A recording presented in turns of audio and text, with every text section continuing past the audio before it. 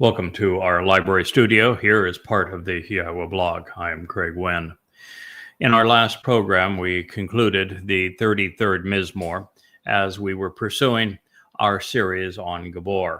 Gibowr means to be confident and to be courageous. And in it, we came across a statement that heretofore no one has ever been in a position to claim. And when I say claim, it means that the person that this is speaking about would obviously know that it is addressed to him. And it reads, "The advice and counsel of Yahowah is presented, and it stands forever. The purpose and plans of his heart and mind are for all places, times, and generations." So, for the benefit of the relationship, Ha-Gowy, the non-Yisraelite, will reveal the way to get the most out of life. His God is Yahowah. He has chosen and desires the family and these people as his inheritance. There is nothing that compares to it, particularly recognizing that we're dealing with a prophetic text written over the course of 1,000 years, incorporating up to 40 prophets, 20 of which are significant. And all of them have one thing in common. They are Israelites. They are Yehud. They're Jews. And now Yahowah says there's going to be a Goy, a Gentile, who is going to reveal the benefits of the relationship. He's going to show the way to get the most out of life. And his God is going to be Yahowah. And that's the name of the God that the Israelites and Yehudim, Israel and Jews, have erased, have written out of their lives. And so the implication is overwhelmingly that God turned at long last to a Goy because Jews had written him out of their lives. And that the only way to reintroduce Yahowah to his people and to show them the way to get the most enjoyment out of life by being part of the covenant is to go to a non-Yisraelite. That is the prophecy. And heretofore, there has been no one, not a single person, not even a Yehudim or Yisraelite, and this speaks of a Goyim, who has spoken these things in the name of Yahowah. Yahweh's name had been forgotten for 2,500 years. I was the first after that long chasm of 25 centuries to reassess it, to prove its proper pronouncement, and to reintroduce it on the Yada to Know Yahowah website, and now as part of the Yahowah blog. And yes, I'm a Goy. That is something to think about. If you're among those who would try to dismiss all of the many hundreds, if not thousands, of claims that Yahowah has made about his Nakry, his observant foreigner, serving as the final Zarowa, one cultivating the harvest, as his Choter stem off the main branch. You ought to think it through, because God is insistent that someone will arrive before his return with the Messiah Dowd and will make these things clear. And there is no one. There hasn't been anyone, and there's no time left for there to be another other than the individual you're listening to. Now, don't think for a moment that I'm claiming this because I want something from you. I don't. Don't think I'm claiming this because there's some advantage in it for me, because there isn't. Don't think I'm claiming it because, well, I picked one passage out of thousands and somehow made it appear as if it spoke of me, because that's not true either. If you go to yadayah.com, you will find 35 books there, all offered freely. They average over 700 pages. We have 25,000 pages of translations, explanations, and insights, many of which are unheralded, and they're all available to you for free. 100,000 hours of work over the course of 24 years. No. This is just one of thousands of such declarations. And understand that by God revealing this, he did not make my life easier. He made it harder. He didn't make my life more enjoyable. He made it tougher. Because the moment you are disclosed as someone speaking for Yahowah, the world turns against you. Look what happened with Noach. Look what happened with Abraham. Look what happened with Jacob. Look what happened with Moshe. Look what happened even with Shamuel. Look what happened with Dowd. Look what happened with Yashayah and the prophets. Always the same.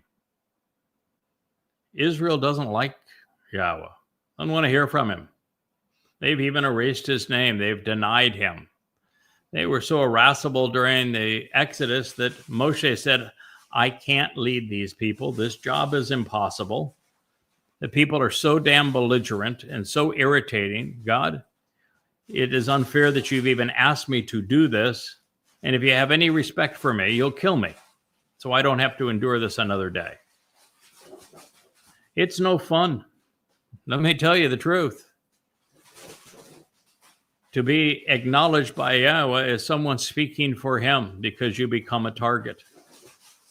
And today, people are nincompoops. I mean, they will rely on AI and say, oh, well, if I do an AI search, it says that, the scholars overwhelmingly denounce him, and he's not a scholar.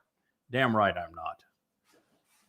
I'm vastly more knowledgeable and have essentially infinitely more understanding than any of them, and indeed all of them combined. That's what this journey has provided. That's why they're not smart enough to know that Christianity is a farce, that Judaism is a farce, that Islam is a farce. They haven't done as I have done and written 5 volumes, 4,250 pages, putting the Quran in chronological order, setting it in context with Muhammad's life, and proving emphatically that Muhammad wasn't a prophet and Allah wasn't a God. And oh, by the way, that it was rabbis who are responsible for the conception of the Quran, and therefore for the survival of the religion of Islam that is perpetrating genocide on Jews. There is no one else among all of those scholars. Excuse me for knocking over my own book. Who has done this and written 5 volumes to disprove the Christian New Testament, to demonstrate emphatically that Jesus never existed. He is nothing but a counterfeit, a product of identity theft, having stolen the titles and the achievements of David, God's beloved son, and the actual Messiah, the former and returning king. And since they aren't intelligent enough, well-informed enough, rational enough to denounce Jesus and the Christian New Testament, Allah and the Quran, as well as Judaism through the Babel series, and then provide a comprehensive introduction to Yahowah, demonstrating the proper pronunciation of his name, explaining the nature of the grammar and the very language of Hebrew as it was used 3,470 years ago to compose the Towrah, and then providing amplified translations based upon the Dead Sea Scrolls.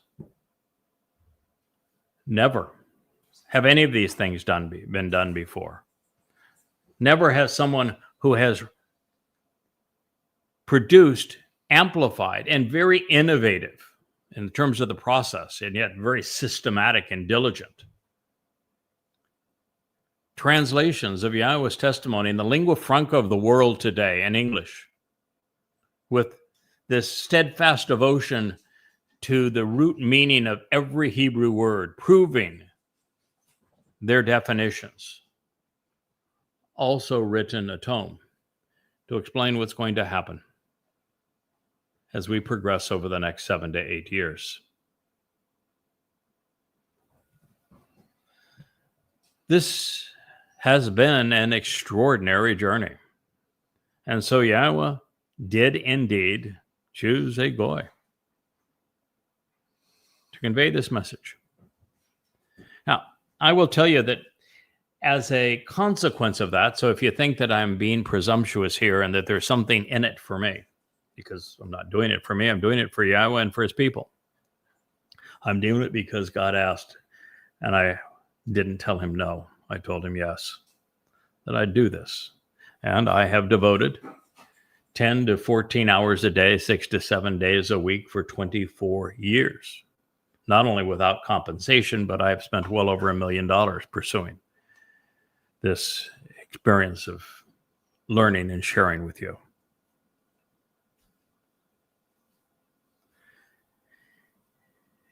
To give you some idea as to how challenging this job is that was given to Ha-Gowy, this Gentile whose God is Yahowah, who is explaining and revealing the way to receive the benefits of the relationship. On X, for example, I've been there just under a year now, just under 30,000 posts. 30,000 posts. Most with something either clever or intelligent to say, something other people had not perceived. Almost 30,000 posts for 2,100 followers. Why? Because what God has to say is exceedingly unpopular with Christians, 2.5 billion people, with Muslims, 2 billion people, with right-wing nutcases like the MAGA, worldwide about 1 billion people, with all of those who are lost in the realm of conspiracies, well over 1 billion people, with every anti-Semite. I'll be double counting, but of those, there's probably 5 billion in the world. And this message runs afoul of all of them, and it is diametrically opposed to Judaism, as well as to Marxism, communism, and socialism. Indeed, to all forms of politics. Imagine.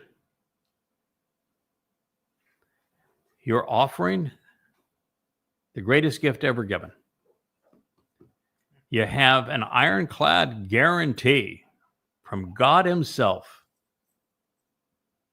and you're giving away eternal life, the perfection of your soul, adoption into God's family, inheriting all he has to offer, which just happens to be the entire universe.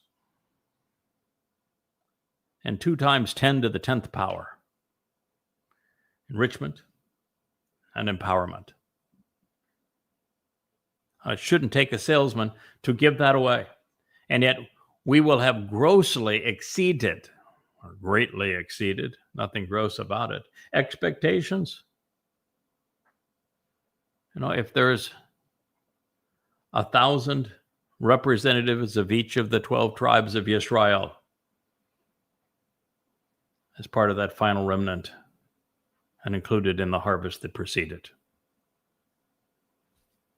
After all, if you look at Moshe working with Yahowah beside him, at the end of 40 years,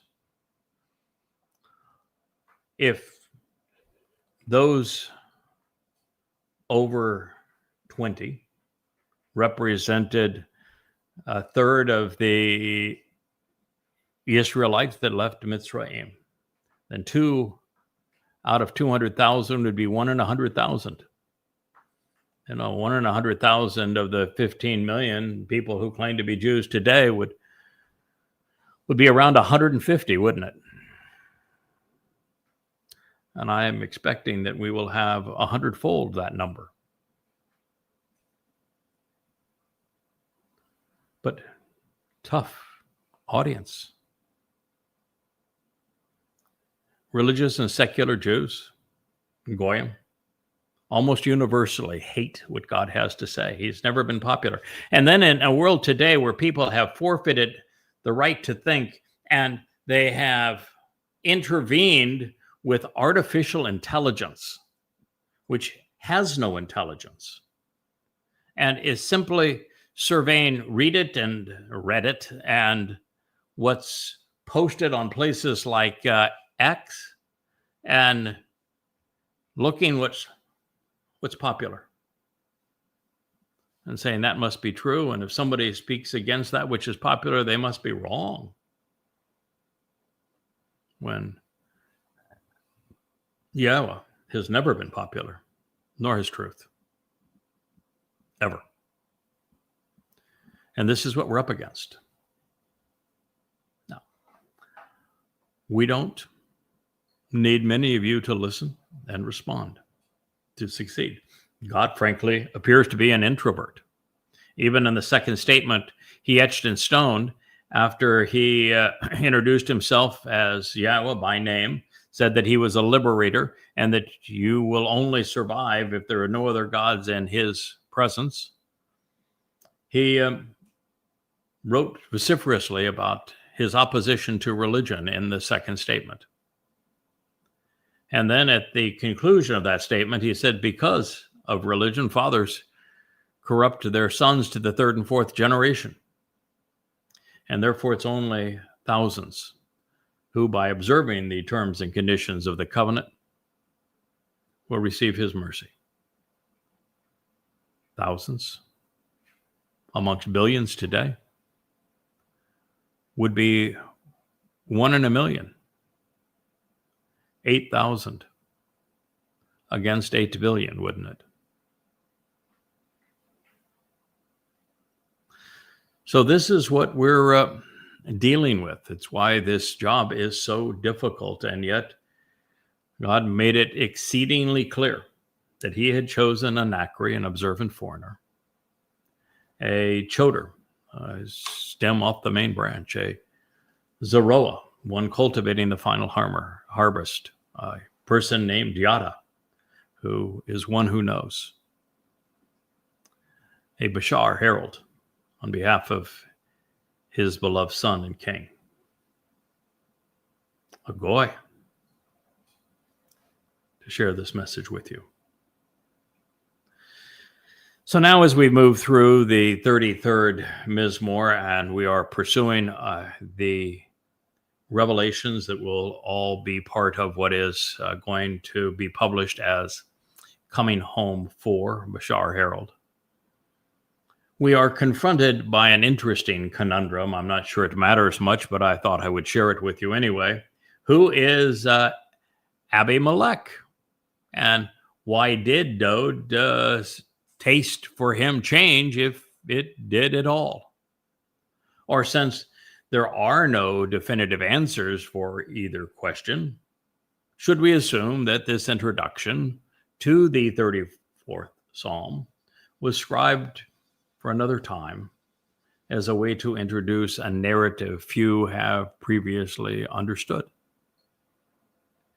In search of these answers, we find that the Dead Sea Scrolls are actually of considerable value, because while Dowd by Dowd was written in the introduction as witness in the scroll found in K4 in 1983, and then cataloged as 4Q83PS, none of what follows now in the Masoretic text appears.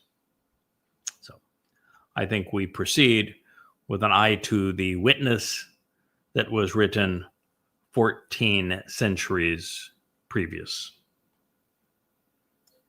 Concerning Dowd.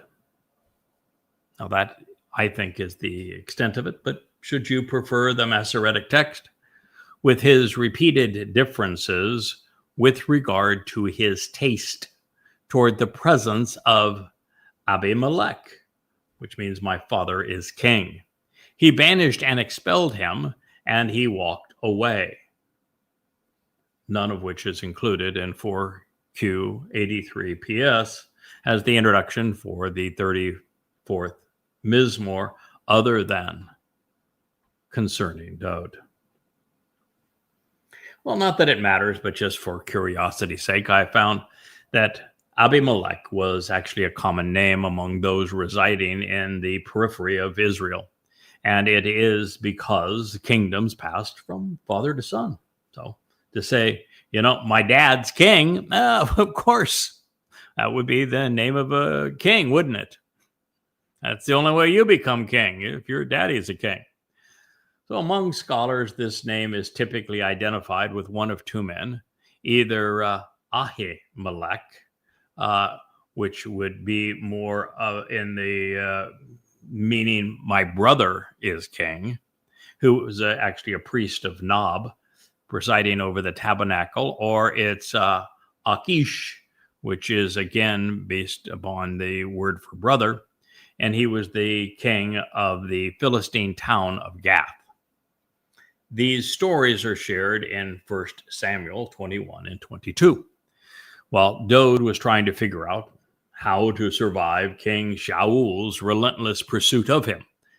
However, neither episode fits the narrative that follows.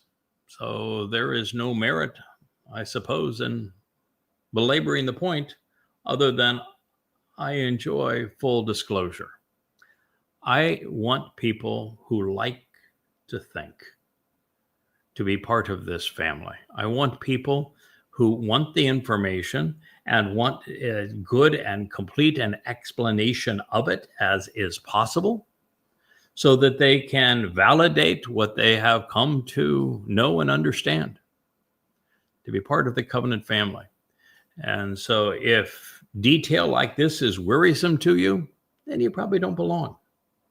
If you like to think and if you're open to learning, well, then that's an entirely different story, isn't it?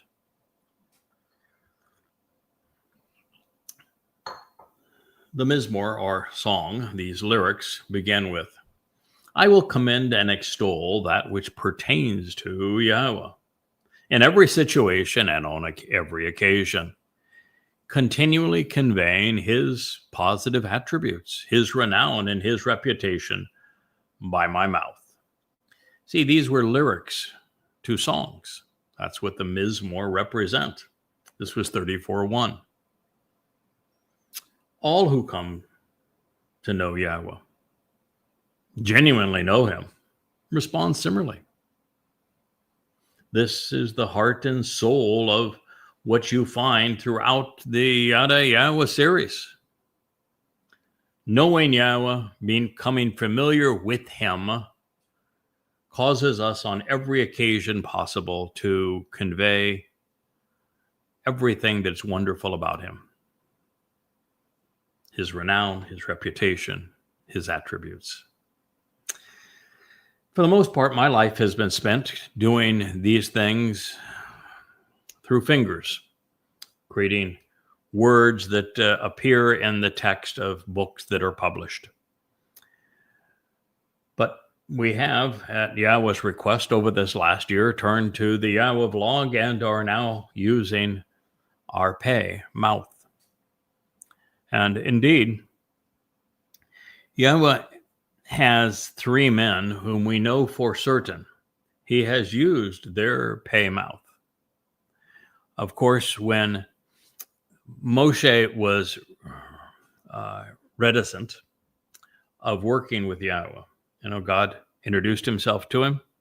The entire top of Mount Choreb was ablaze. It means that the rocky crag was ablaze, not a stupid bush. People are just so idiotic when they render words. They just don't look at the full palette of similar words that would lead them to a far more profoundly important and accurate understanding. But as he was there talking with Yahowah, and Yahowah said, I want you to go back into Mitzrayim, and we're going to liberate my people. And Moshe says, no, I don't want to do that. No, you got the wrong guy. I don't want to do that. I have no interest in going back there. Didn't like it. Didn't like them. Don't like any part of Mitzrayim. And I don't much like the people you want to liberate. They were really mean to me when I tried to stand up to them. So no, find somebody else. Besides that, I got a thick tongue, and I don't articulate words nicely as you want me to. And God's response to that was fairly ingenious. It's a bit sarcastic. God is, I think, is just universally this way when working through those he has chosen. If you don't have a sense of humor, a little bit of a thick skin, then you're just not suitable for the job. So we told Moshe, so, hey, pal, who do you think invented the mouth? You think maybe if I invented it, that I know how to use it? That should have stumped the stars, shouldn't it? So we know that indeed, when we read Devarim, Deuteronomy, that the words that we are reciting were actually spoken by Yahowah using the mouth of Moshe. I think prior to that time, when Moshe speaks, he is speaking for himself. When he writes, he is writing for Yahowah. Now, the second we know is Dowd, because Yahowah specifically introduces Dowd in the 18th chapter of Devarim. And he tells us that this prophet will arrive. They'll be very similar to Moshe in that he is both a significant player in God's story and also a prophet, and that he will articulate words because God will put them in his mouth, and that we need to listen to him. And he's going to hold those accountable who don't. And that's important since Dowd fulfilled Pesach, Matsah, and Bikuwrym, and he is therefore our Savior. There is no means to eternal life, to the perfection of our souls, to inclusion in the covenant, being enriched and empowered by God as a result, without accepting this gift that has been offered by the very Son of God, David. But he said specifically that he was going to put his words in Dowd's mouth. And when Yahowah addresses his last witness, this Gentile, Nakry, he refers to him as a voice, a Qowl voice. And he also says that he's going to put his words in his mouth. And so there are 3 whose mouths would be used by Yahowah. And it's not, I don't think, Yahowah's favorite approach. You might say, why not? He's God. He's articulate. He's brilliant. He's always right. He knows just what to say at the perfect time. Why doesn't he just pick a person and use their mouth and be done with it? Because that would make that person nothing but a machine, a tool. They're not valued for anything they can contribute. God might as well just be back into that flaming fire with a voice that resonates out of the fire. Well, that didn't work out real well because it intimidated the children of Israel to the point they said, "Go away, shut up. We never want to see you or hear from you again." Didn't work well, did it? And so what Yahweh's preference is to work through people so that they are schooled by him, they learn from him, and that they grow with him, and they endure both triumph and heartache along the way and can empathize with him and have some grit and some stick-to-itiveness as a result of this process, and be impassioned witnesses on behalf of what God is offering. He wants to work with us, not simply use us. But indeed, Dowd was one of those people whose, at times, God spoke directly through his mouth. And at times, Dowd spoke for himself. But I think to a very large extent, the lyrics of the Mizmowr and Mashal, Proverbs and Psalms that Dowd comprised were largely lyrics that Dowd sung, with Yahowah providing many, if not most, of the words. So this next line conveys an essential truth.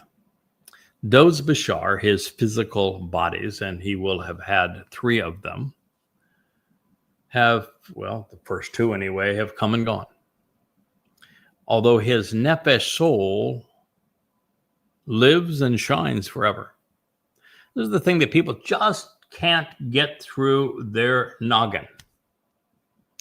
That your physical body, it can die, it can be buried, it can be cremated, it can be worm eaten, it can be lost at sea. It doesn't matter.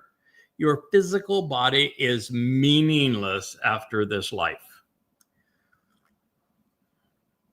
It begins to deteriorate almost at the time you pass through adolescence. It is fragile. The part of you that matters is your soul. And your soul is energy-based. And when it is incorporated in radiant energy and light that Yahowah is providing to empower and to enrich us as part of the covenant family, then your soul can endure forever and can travel through the universe and through time.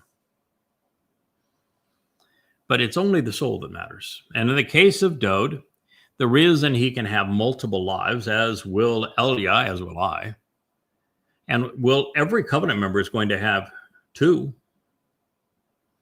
3 will have 3, is that the soul continues. All God has to do to use a person's soul a second or third time is to put it back in a physical body. Not difficult. He invented DNA.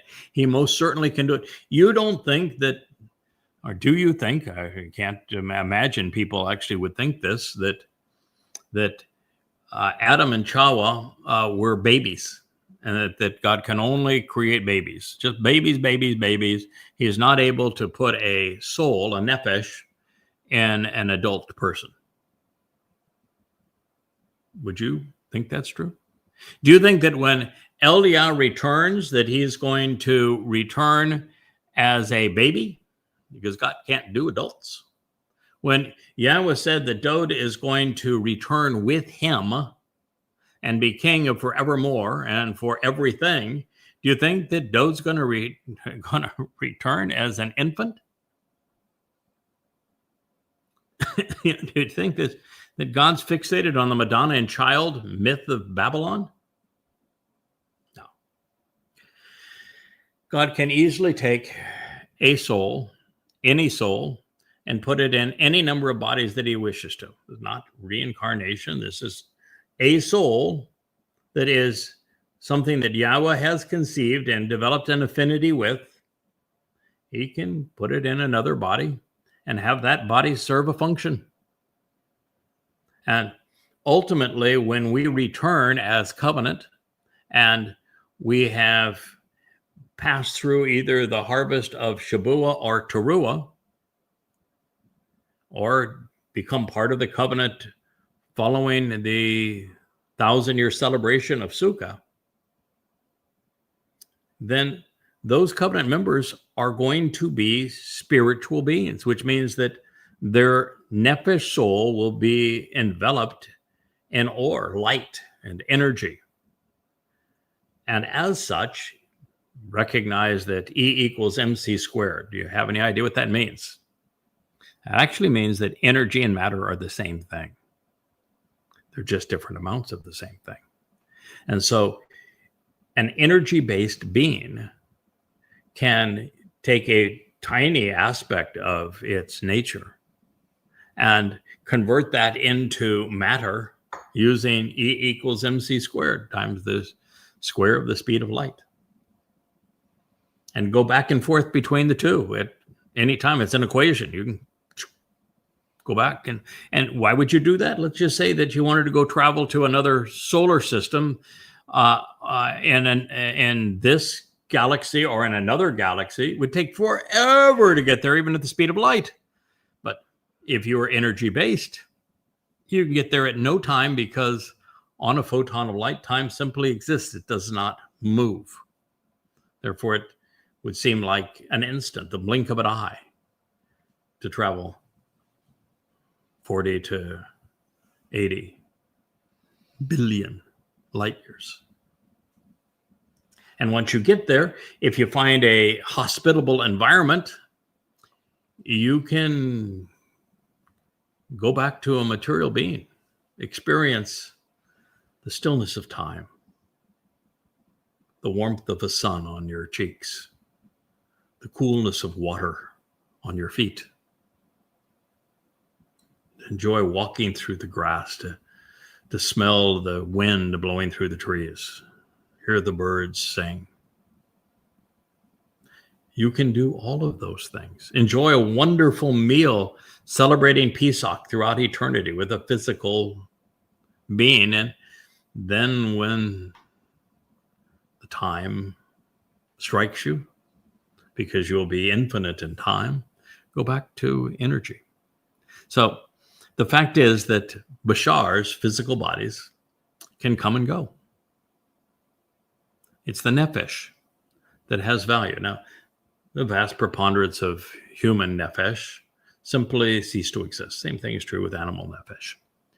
There's no reward, no punishment. They live their lives, and when their lives are over, they just dissipate into nothingness. Their life was a gift, and they had free will and could have done something magnificent with it, but most don't. Those who have been religious and political, to the extent that they're not just misled, but are egregious and misleading, or they're conspiratorial, well, they've written a ticket to Sheol, a place of separation. It's not there to torture them. It's there to keep these malcontents and embittered, misleading souls from corrupting other people. They're making life miserable for the rest of us, though. They are assumed to have allied themselves with the adversary, which is an eternal spirit, and they go off to Sheol. And those who have accepted the terms and conditions of the covenant, attended Yahweh's Moed Nakry as they were intended, and have accepted what Father and Son have accomplished through Pesach, Matsah, and Bikuwrym, well, they enter Shamayim, the seventh dimension, are part of God's family, and their souls endure forever. And they're the ones who are able to maneuver as we have been sharing. So this is the story of the difference between a Bashar and a Nephesh. So what Dowd wrote next conveys this message. His Nephesh, physical bodies, have come, they have gone, they've served a purpose. While his Nephesh soul, well, it endures forever, and it is now surrounded by light. So with Yahowah, Dowd wrote, my soul, my Nephesh, continually radiates light and shines brilliantly apart from any outside influence. It is halal. It glows from the source. It was written in the Hit Pael imperfect. Hit Pael stems means that there's no outside influence causing this to occur, and the imperfect means that this occurrence is ongoing throughout time.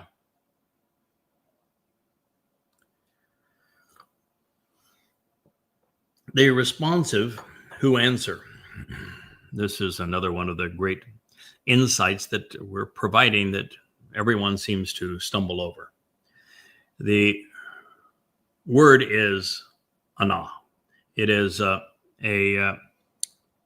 typically used as an adjective, and it is rendered the humble, the meek, the mild-mannered, the downcast, the needy, the lowly.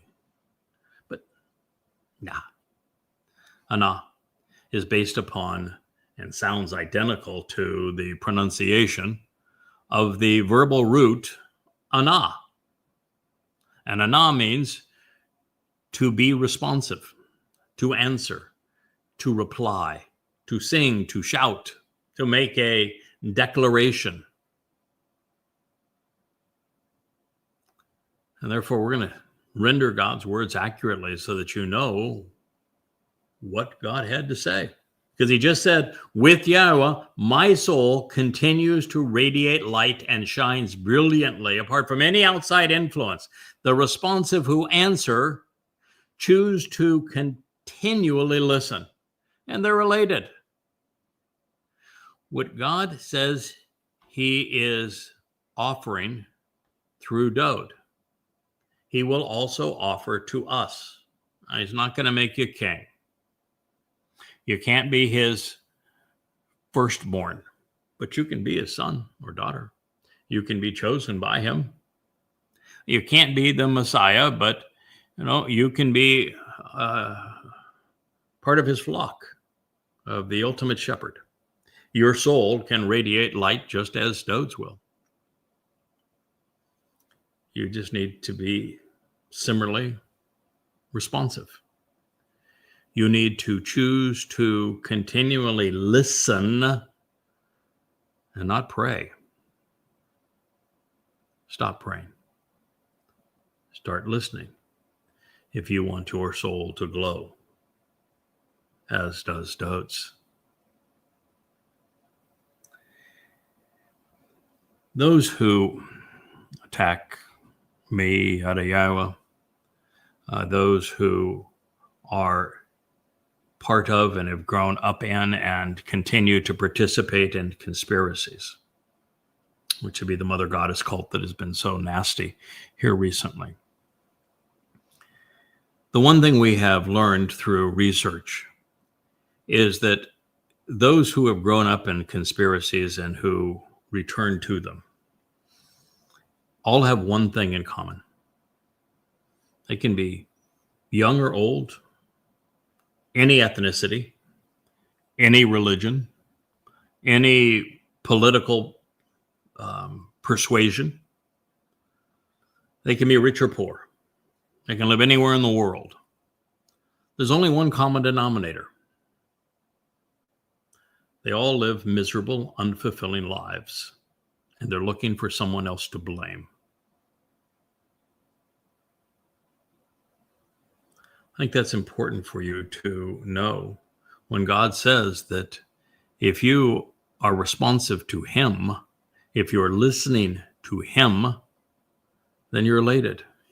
You are delighted. You're happy with your life. You're not looking for someone else to blame for your miserable condition. You are not part of a conspiracy cult, is what God is saying. Something to think about. Yahowah was able to redeploy Dowd's soul in a body that would serve to fulfill Pesach as the lamb. And then once the Bashar, that's body, fulfilled its purpose allow his son's Nephesh, soul, to carry our guilt into Sheol, hell, on Matsah, to unleaven us of the religious guilt that we had endured previously. And this not only confirms that Peter and Paul's New Testament slander regarding Dowd being dead and buried was erroneous and egregious. This reinforces God's declaration in the 89th Psalm when he reveals that his son will return with his position of honor glowing as brilliant as the sun. Now, putting all of these thoughts together, our king is affirming that those who respond to what we are hearing will be elated. The inference is also that those who prefer religious corruptions of God's plan, they're not going to be very happy with their decision. There is only one way to God, and that's through Dowd, the actual Messiah and firstborn son, our king. And that is why our discovery of Dowd as the Messiah and the Son of God, who fulfilled Pesach, Matsah, and Bikuwrym in year 4033 CE, as he and others foretold, is so essential. It is why it is crucial that we openly denounce Judaism and Christianity for protesting otherwise. You should choose to become great, even glorious, growing in status by approaching Yahowah with me. We should choose to lift up his name together. So we have Dowd saying that his Nephesh soul is brilliant, radiating light. And then, just as I had suggested, that anything that Dowd experiences as part of his relationship with God, being enriched, glory, honor, respect, empowered, the soul glowing, entering Shamayim, inheriting what Yahowah has to give, that all of those things, all of those benefits are also being afforded to us. God's consistent. Dowd was his firstborn, but not his only child. All of us in the covenant are sons and daughters of Yahowah, therefore brothers of Dowd. So now he is affirming that this is true. Now, it shouldn't have taken me, a goy, after 3,000 years after he wrote these words to bring your attention to it, but at least better late than never, huh? So it says you should choose to become great, even glorious, growing in status, gadol, becoming honored, enriched, important, highly valued. This is the Peel imperative, second person masculine, plural. Peel means that the soul that this is speaking to will endure the effect of the verb, which is to become great, even glorious. And the imperative means that we choose this for ourselves. And the means to become great? By approaching Yahowah. Now, just think for a moment, if you were amongst the dunderheads that are so insistent, because their lives are miserable, that they want everybody to be humble around God. Yeah, you want to please God, gotta be humble. Why would Dowd say, you should choose to be great? You should choose to be glorious. You should choose to grow in stature. If the path to God was by being meek and humble and lowly. I know that the religious don't like it when you speak to them this way. And it just blows fuses in their little brains when they're confronted with the numbskullness of their nincompoopery. That's a technical term there, Rich, if you want to look it up. I have to spell check that? Yeah, just spell check that for me. Yeah. Poor Kevin or Rich, whoever writes the captions for our shorts, they all have captions underneath them, now has to figure out a way to spell those words. Good luck with that. That's why you have those jobs and I don't. But think of it.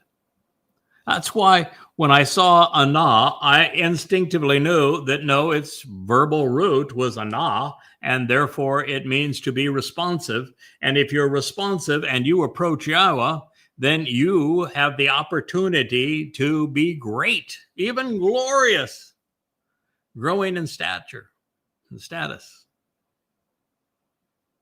becoming highly valued and important. The opposite of the religious concept of humble. God's great. Why would somebody who is great and glorious want somebody who's please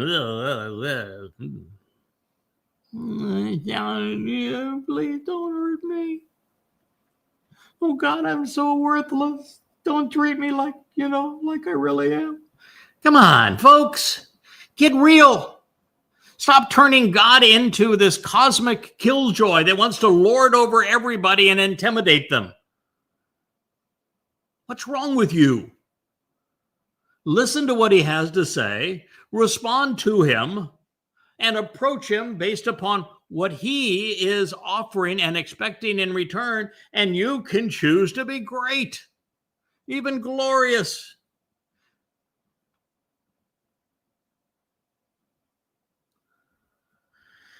We should choose to lift up his name together.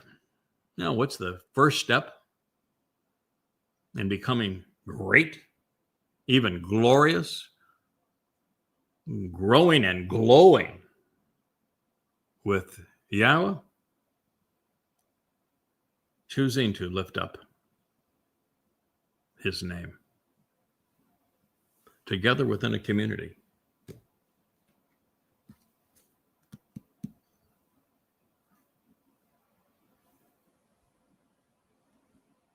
Please think about it.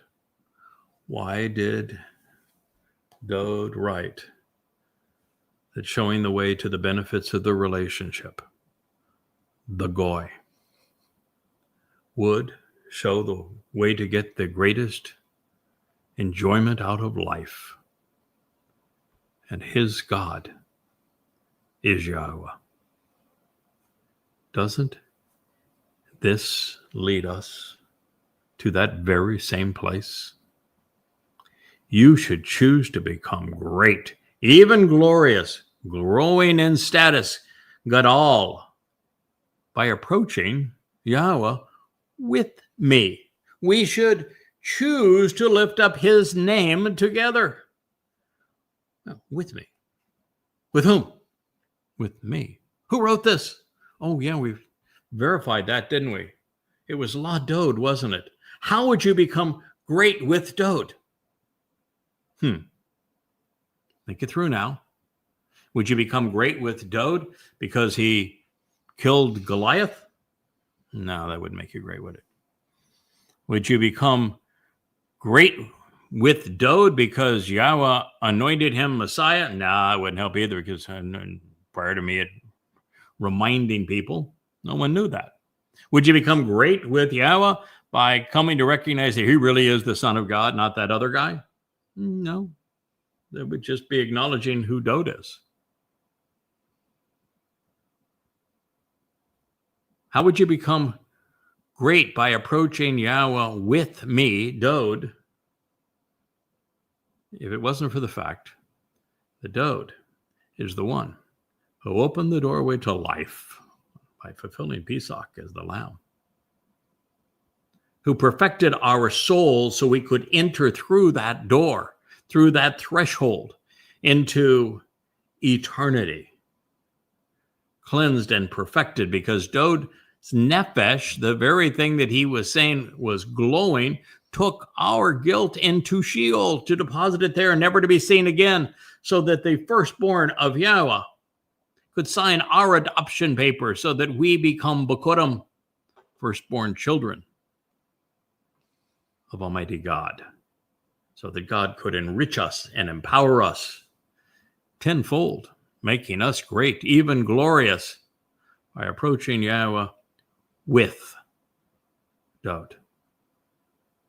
It's the only way to approach him. Now that's profound. Did you expect that as we were reading this, the 34th Mizmowr, that you would find something that profoundly important, that your soul will glow, that you will be great, even glorious, growing in status by approaching Yahowah with Dowd? And that the way to achieve that is to be responsive by listening to Yahowah?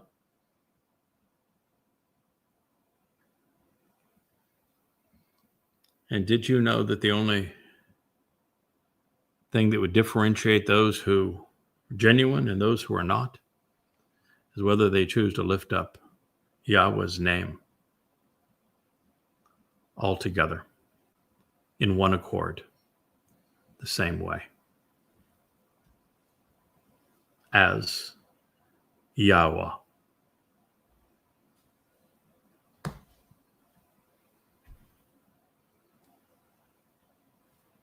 Profound, folks. And you're hearing it here for the first time ever. You can put this in your AI chatbot or your social media AI and say, well, what do you think? It doesn't think.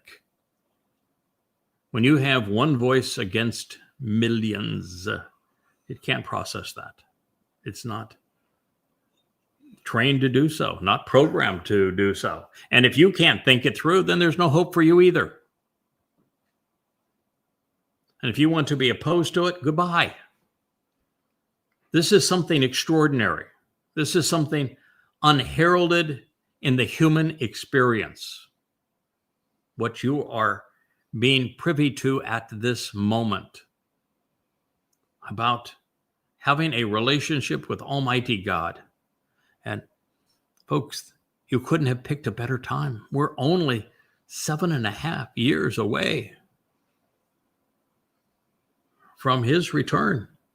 And the end of normal human time as it has been known, for the new beginning, the restoration of earth back to the conditions experienced in Eden, the end of religion and politics and conspiracy.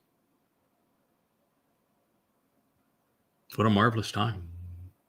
And a time where if you go to yadayah.com now and begin learning and equip yourself appropriately, you can actually make a difference in other people's lives, particularly if you're a Yisraelite in Israel. You can profoundly enhance the covenant family. You can earn respect from Yahowah, the creator God of the universe, for being one of those who makes a profound difference in Israel amongst Yehudim. Well, here, the Father and Son, Yahowah and Dowd, are offering the sun, the moon, and the stars, so to speak. If we accept what they are presenting, we grow exponentially. We're transformed from physical beings to energy and light. And you'll note that the beneficiaries know and they respect Yahweh's name, crediting him for our promotion. As for all together, well, of course, that has not yet occurred. Making this pronouncement prophetic.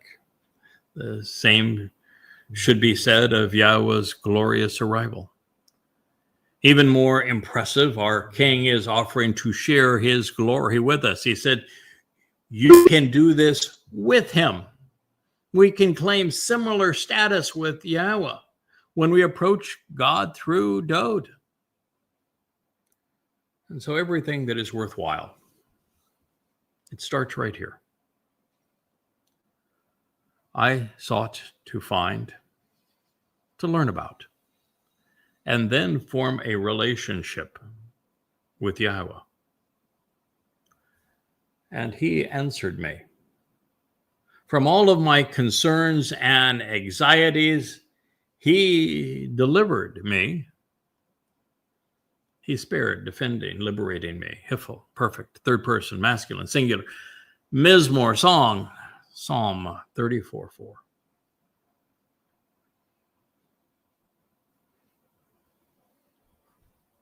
What does that opening line tell you? That heretofore, I don't think anyone else has even fathomed or discussed. What does I sought to find, to learn about, and then form a relationship with Yahowah? And he answered me, tell you.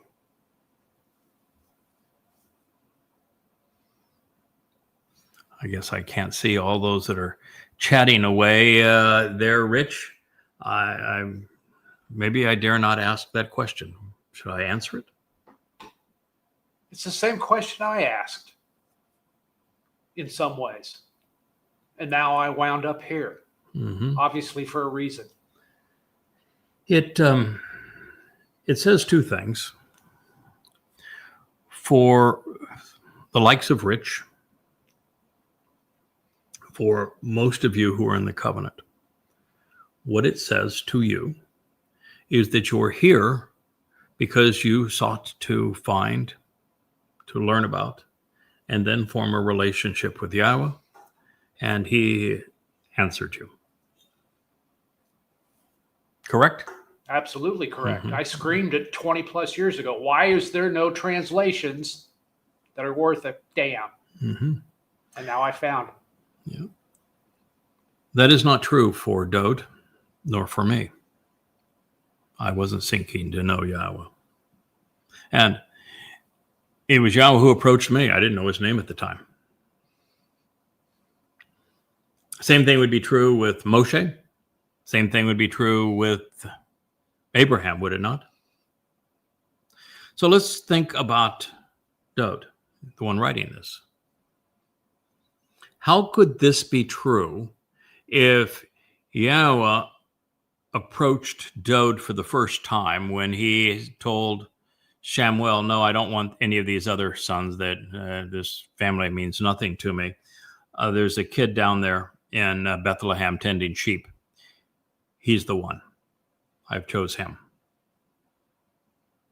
If God chose Dowd, and if Dowd's first encounter with Yahowah was this meeting, when Shamuel went and called for him to come, and he was brought out of Bethlehem, if that was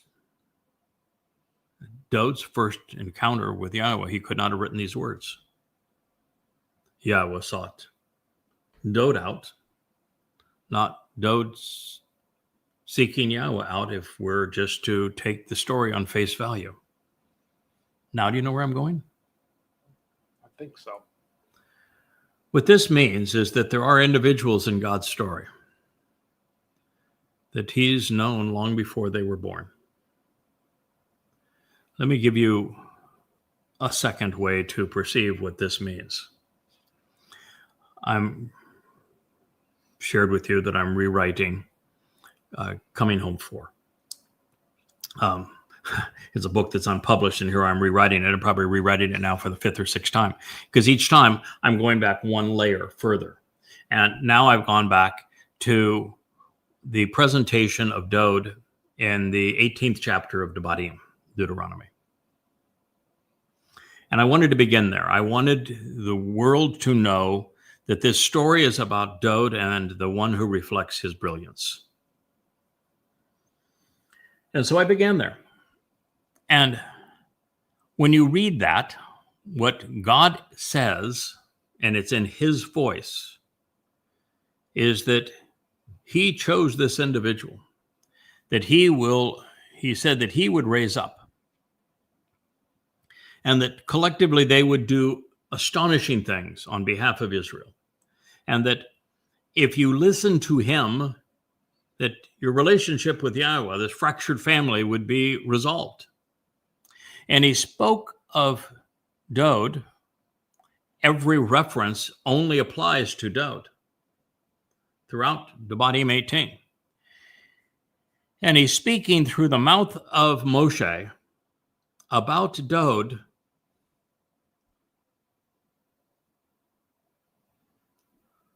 for centuries before Dowd was born. 4 centuries before Dowd was born. So Yahowah clearly knew Dowd's Nephesh soul, what it would be like, its Dowd's attributes, Dowd's proclivities, Dowd's character, Dowd's grit and passion and intellect. 400 years before Dowd was born. And this means that Dowd, who we are told was only 8 years old when Yahowah anointed him, and that doesn't leave a long time because we're just not mature enough at 5, 6, even 7 years old to be able to ponder these kinds of deep questions. Who is God? What is my life about? Why am I here? How do I get to know who God is and form a relationship with him? How would Dowd be able to do that tending sheep out there in Bethlehem all on his own at 6, 7, 8 years old? And how would he come up with the name of a God, Is Yahowah, when as a shepherd down there in Bethlehem, he's not one of the few that would have had a copy of the Towrah, would he? And the likelihood that as a shepherd that he is going to have been schooled at that young age so that he could have read it, even if he had a copy of it, which would be a 0% chance he would have had a copy of it. It means that Dowd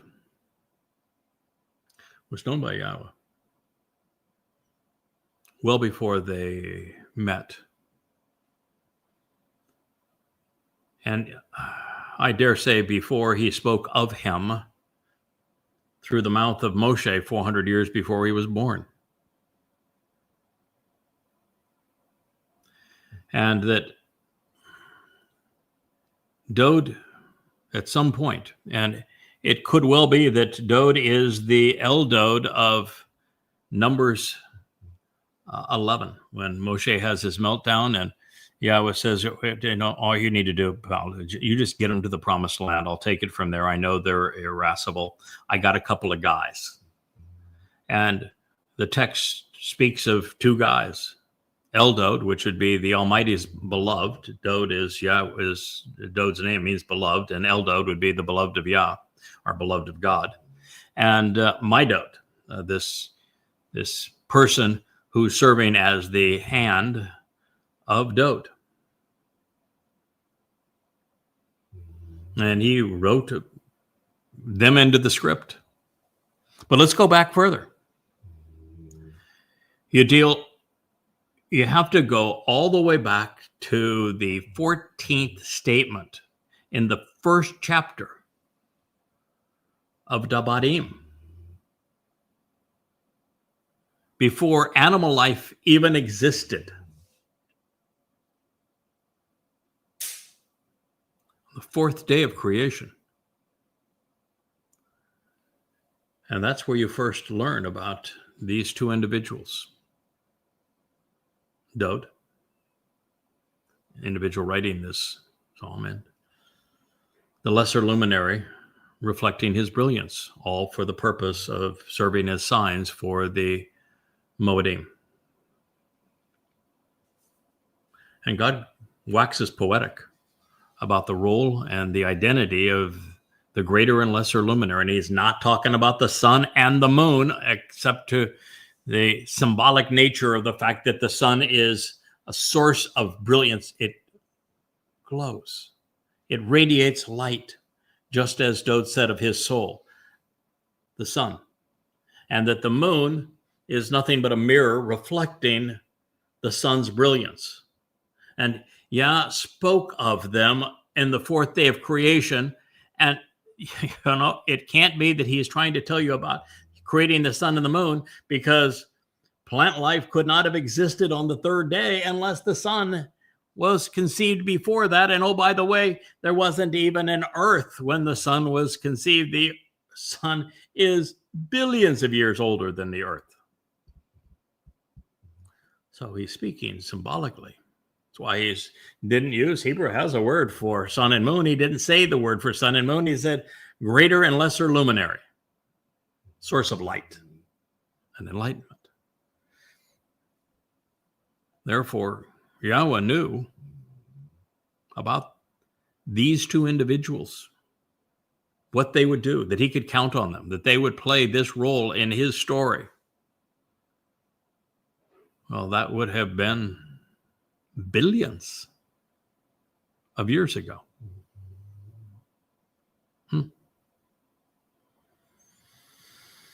Well, perhaps not billions of years ago. And if you wanted to go through the chronology of it, the fourth day would be just prior to the time that animal life emerged from the sea, and so you're dealing with the time before that. So a little over 1 billion years ago. I don't want to exaggerate here. So a little over 1 billion years ago, Yahowah knew that he would have a greater and lesser luminary, one reflecting the brilliance of another, and that this young man's, Dowd's soul would glow, would be brilliant, and that he would lead the way to God, that through him we would all have the opportunity to be great, even glorious. And so Dowd has sought to learn about and form a relationship with Yahowah for a very long time, and Yahowah has indeed responded to Dowd. Dowd is the only one I'm aware of that Anah, this is the actual verbal root for the word that was incorrectly rendered humble in English Bibles, but I represented accurately with respond earlier in this Mizmowr. It's the only place that I'm aware where Yahowah responds to the individual as opposed to us being invited to respond to Yahowah. If you're unaware of the fact that one of the repetitive themes throughout God's presentation of these very moed that the greater and lesser luminary fulfill and serve as signs representing them, symbols of them, they're filled with a request that since the moed mikre means to invite, their invitations to meet with God, he is asking us to anah, to respond and come into the presence of his fiery light on these days. So that is the normal order of things. God invites us to meet with him, and we respond during his invitations. But in this case, Dowd is such an extraordinary part of Yahowah being able to deliver the benefits of the covenant and to enrich and empower and perfect and prolong the lives of his children and his family, that Yahowah actually answers Dowd, as should a father. He recognizes his son's voice, and he says he responds to him, and all of his anxieties and concerns he's delivered me. Can you imagine being Dowd and you recognize that it's right for you to serve as the Passover lamb. It's right for you to take the guilt of every covenant member into hell and to deposit it there. You imagine the anxiety of saying, I'm going to somehow endure the Romans whipping the flesh off my back to the point I don't even look human anymore. And then nailing me to this post such that I endure the most excruciating form of torture ever invented. And then I have to write about it, and I have to witness it. Then I have to, 1,000 years later, I have to endure it. And then after enduring it and then going into hell for a heavenly cause, my people are going to spit at me. They're going to deny I did it. They're going to actually come up with false messiahs, and they're going to credit the false messiahs of doing everything that I actually did, and they're going to negate it. Imagine the anxiety, the concerns of that.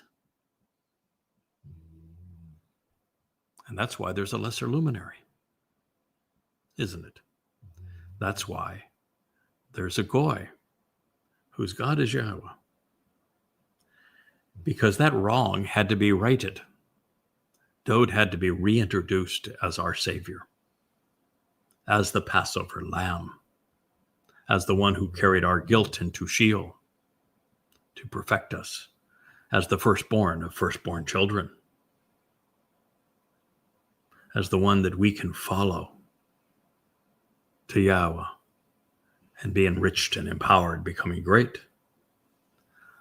Someone would have to reflect his brilliance. And that's what delivered Dowd from the anxiety and the concern. You see this too in Yashayah. When he finally sees that man from Edom, Obed-Edom, who was tasked with the responsibility of bringing the Ark of the Covenant, positioning it so that Dowd can anoint it. And he finally sees that all of the prophecies and promises and insights that he has delivered, which have not resonated with a single Yehud, not a single person in all of this time, and have been corrupted by the religious, particularly by Christians, that he finally sees this man from Edom, the final Zarowa, the Choter that he devoted a chapter to, the Nakry, this observant foreigner, a very Qowl voice calling out in the wilderness, that he arrives. And Yashayah, Isaiah, is so ecstatic, he says, that's my Zarowa. That's my guy. He is now in that wine vat with me. He's going to save many. In fact, I even think it's we're going to save many, because he's reciting Yashayah's script as Yahowah delineated it. This is all one integrated story. And it is the story that I'm telling in Coming Home for. The opening paragraph of that volume says that there are two truths that are essential for you to know. That Yahweh's beloved Son, the anointed Messiah, our former and returning King, who fulfilled Pesach, Matsah, and Bikuwrym, providing us with eternal light, life, perfection, and adoption into God's family, is none other than Dowd, who the world knows as David. And that since the world has ripped him off, robbed him, plundered him, denied him all of these accolades and achievements, stealing his very titles from him through identity theft,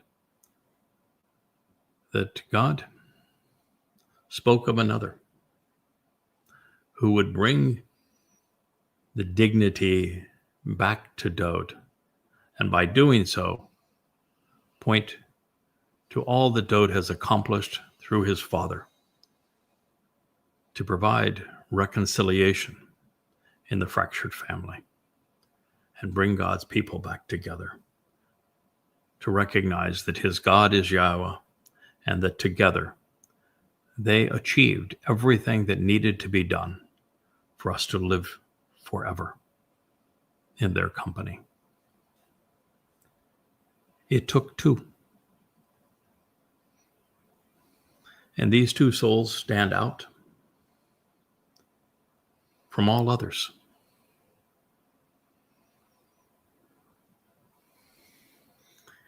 One of the many things which made Dowd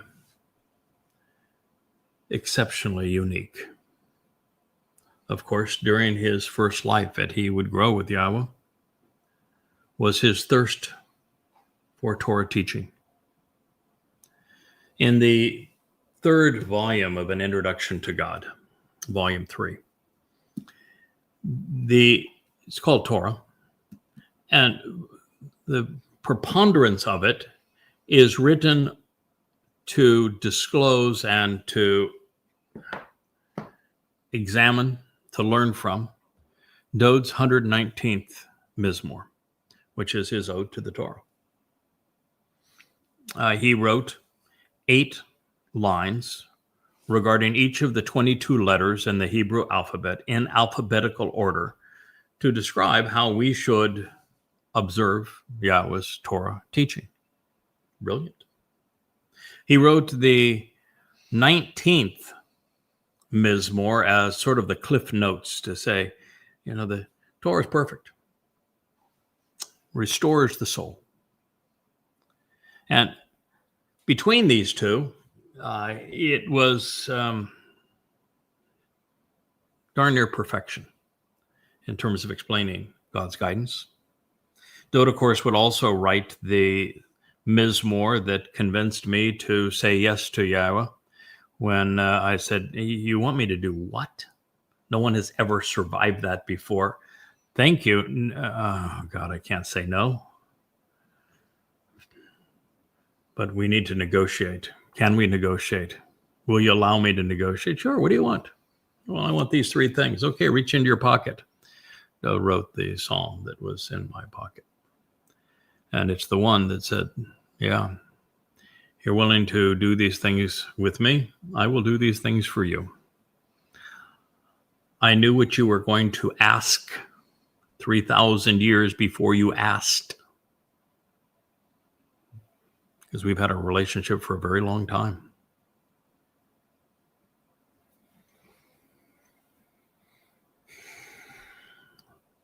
The more Dowd, of course, read in the Torah, the more reflective of God's nature he became. It is in this way, by studying the Torah, that the Messiah found the answers, including why he should be the one who volunteers to serve as the Pesach. And truly, it's how Yahowah responds to us today. It's how we listen to him. Dowd's life, to an extent well beyond most of our own, was filled with monumental challenges. Some of these, particularly in the stress of battle or while sharing insights into his relationship with God, when all were opposed to him, he navigated most of them gloriously. But he was not consistently great when dealing with political and family issues. At times, he allowed his anxiety over challenges that he or Yahowah could have resolved really expeditiously drag on to the point they became distracting and counterproductive. While clearly all's well that ends well, and Dowd's story ends gloriously, Dowd's journey was considerably less tranquil than he is, of course, leading on in this moment. And that's essential, because everyone who works with Yahowah grows with him. We fail at times. We're wrong at times. And through it all, we grow. We develop a backbone. Our character is forged in the fires of challenges. And we don't always get it right. And we have to learn lessons. We actually have to experience the most embittering of all human emotions, which is the abuse of a fractured family. Because otherwise we're not in a position to speak for God. We don't understand what he has gone through these 6,000 years. So all of this is vitally important for us. Something for us to know about even Dowd, the closest person in human existence to his father, is that even Dowd grew, developed character, made mistakes, got up, learned from them, and moved on. It's what makes him real. It's what means that what this means is that when we're paired together through eternity, we are in a position where we can be comfortable together. You know, he is not up here and we're down here. We're working together, comfortable together, helping one another, more together than we would be individually.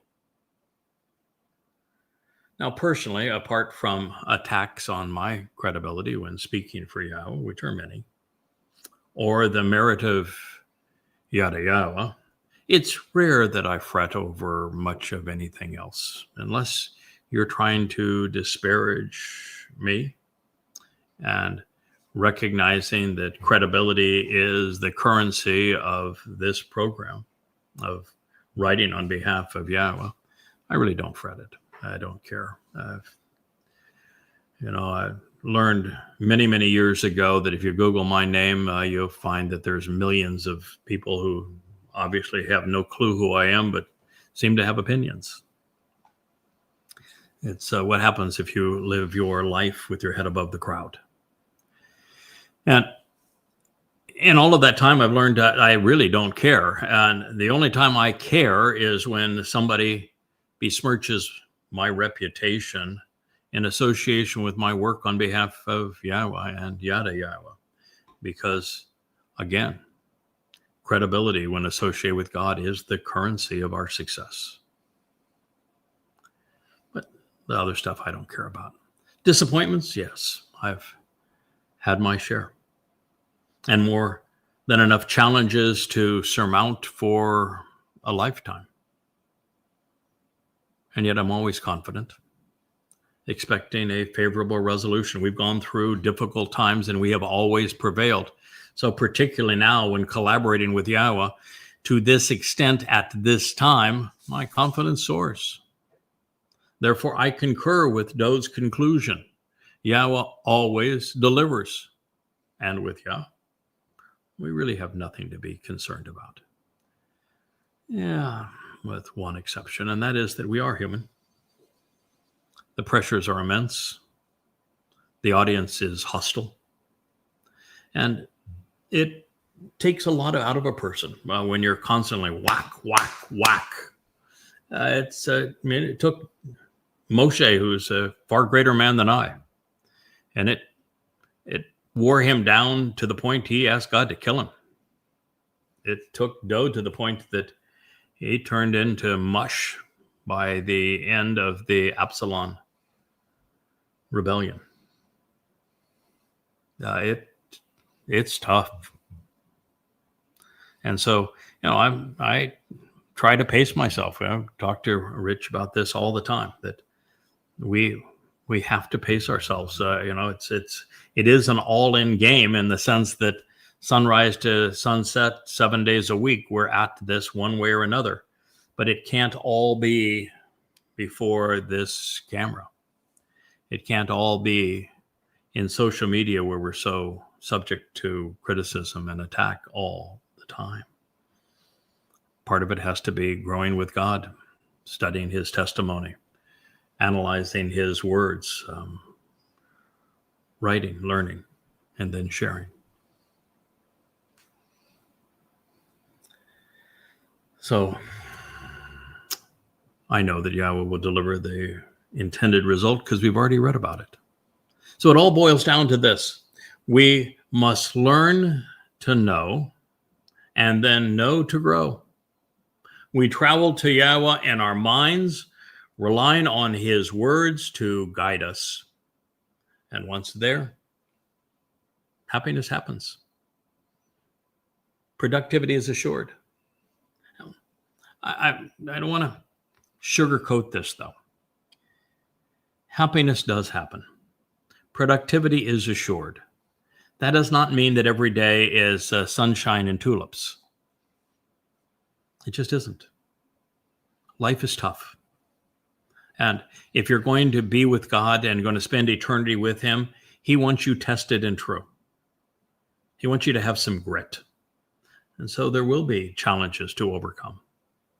And this happily ever after happens, but it doesn't happen until we enter the restoration of the conditions experienced in Eden come Sukkah on October 7th, a Shabbat, in year 6000, 2033.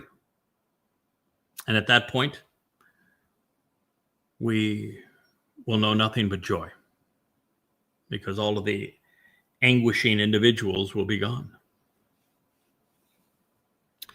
And I think at an hour and 31 minutes, this is probably the right place for us to conclude this program. We have just made our way through the fourth statement of Mizmowr Song 34 through 34, 1, 2, 3, and 4. We're about to start 5, but I think I'm going to postpone 5. There's a lot to learn in this song, and I would much prefer that we go through it methodically and that we glean everything that we can from it and that we grow as a result of it, because here we have just been told that it is Dowd's soul that is glowing with light, radiating light, and that he invited us to listen to Yahowah so that we could follow him to this same result that causes us to be glorified and to become great. And that is worth our attention. And I'm glad that we invested this time, and we're going through this deliberately, methodically, intellectually, capitalizing on all that our great King and Savior had to say. And so we'll return to Mizmowr Song, Psalm 34:5, in our next program of Gibowr. Good day.